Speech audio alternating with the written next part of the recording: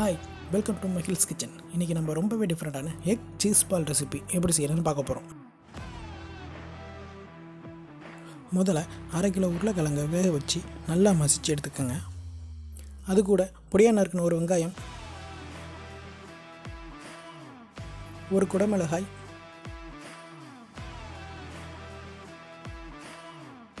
ஒரு பச்சை மிளகாய் நல்லா பொடியாக நறுக்கி எடுத்துக்கோங்க. பொடியாக நறுக்கின கொத்தமல்லி சிறிதளவு, chilli flakes 1 tablespoon, ginger garlic paste 1 tablespoon, மிளகுத்தூள் 1 டேபிள் ஸ்பூன், கொத்தமல்லி தூள் 2 tablespoon, garam masala 2 table spoon,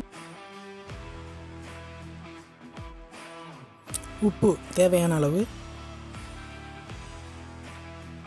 லாஸ்ட்டாக பிரெட் கிரம்ஸ் 1/2 கப் அதில் சேர்த்துக்கிட்டு தண்ணி எதுவும் கலக்காமல் நல்லா மிக்ஸ் பண்ணி வச்சுக்கோங்க.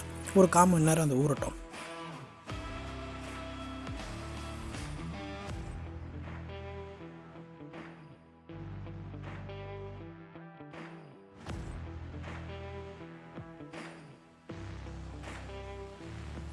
நான் இங்கே ஒரு 5 முட்டையை வேக வச்சு எடுத்து வச்சுருக்கேன். வீடியோவில் தெரிகிற மாதிரி கரெக்டாக சென்டராக கட் பண்ணிக்கோங்க.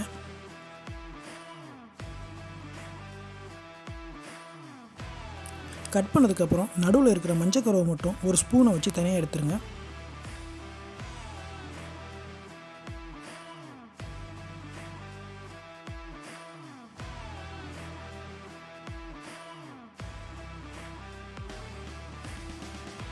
மஞ்சக்கருலாம் தனியாக எடுத்ததுக்கப்புறம் சீஸை மஞ்சக்கரு சைஸுக்கு சின்ன சின்னதாக உருட்டி வச்சுக்கோங்க.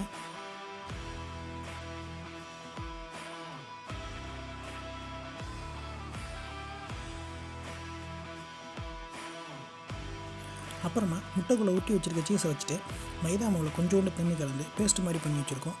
அதை வீடியோவில் தெரிகிற மாதிரி அப்ளை பண்ணிட்டு இன்னொரு பாதி முட்டையை இந்த மாதிரி ஒட்டி வச்சுருக்கேன். இதே மாதிரி எல்லா முட்டையும் சீஸை வச்சு கவர் பண்ணதுக்கப்புறம் ஒரு 1/2 மணி நேரம் ஜெல்லாகிற வரையும் விட்டுருங்க. அப்போ தான் நம்ம செஞ்சு வச்சுருக்க உருளைக்கிழங்கு மசாலா கூட முட்டையை ஸ்டஃப் பண்ணுறப்ப முட்டை உடையாமல் இருக்கும்.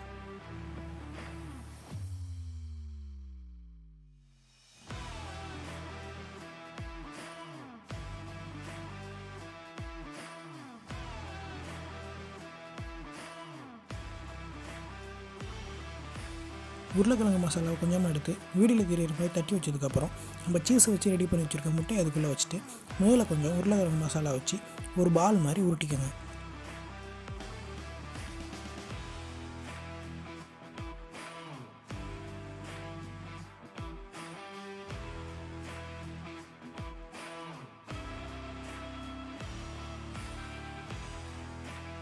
இதே மாதிரி எல்லா முட்டையும் ரெடி பண்ணி வச்சதுக்கப்புறம் ஒரு பவுலில் 1/2 கப் மைதா மாவு, 1/2 கப் சோள மாவு, கொஞ்சோண்டு சில்லி ஃப்ளேக்ஸ், ஒரு கிளாஸ் தண்ணி ஊற்றி நல்லா லிக்யூடாக ரெடி பண்ணி வச்சுக்கோங்க.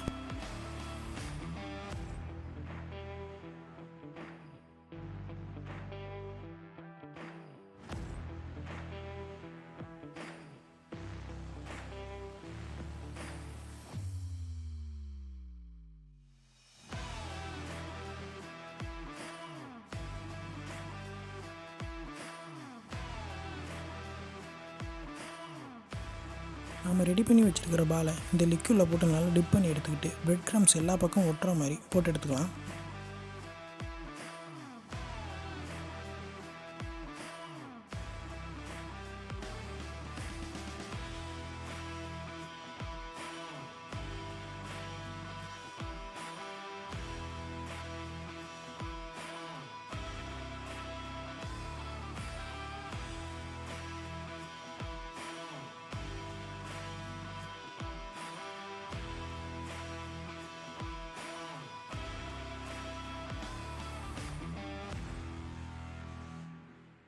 இதே மாதிரி எல்லா பாலையும் ரெடி பண்ணி வச்சதுக்கப்புறம் சூடான எண்ணெயில் ஃப்ரை பண்ணி எடுத்துக்கிட்டிங்கன்னா ரொம்பவே டிஃப்ரெண்ட், ரொம்ப டேஸ்ட்டான எக் சீஸ் பால் ரெடி.